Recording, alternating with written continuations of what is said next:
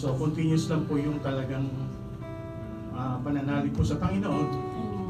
Sabi nga po ni Pastora at sa ni Pastor, lagi lang po tayo magkaroon ng faith sa ating Panginoon.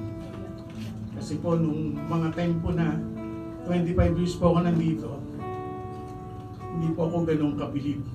Hindi po yung pananampalataya ko po, hindi po talagang ganun kalusog po.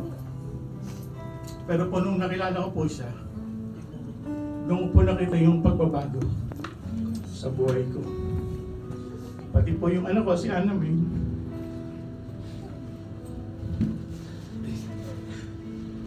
Pasensya na po. Sige lang po. Iiyak nyo lang po. At saka po yung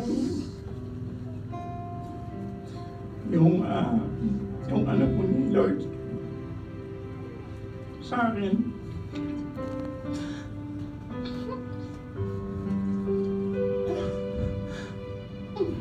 Hindi na po ako na makatayo nun eh.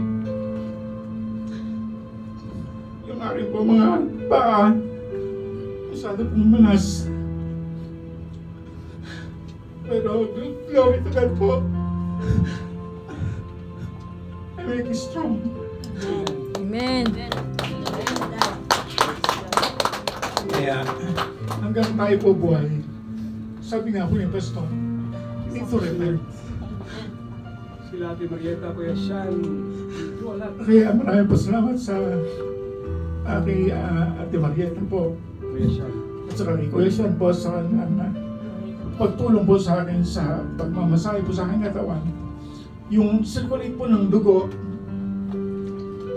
yun lang po talaga pala yung makapagpagaling sa akin.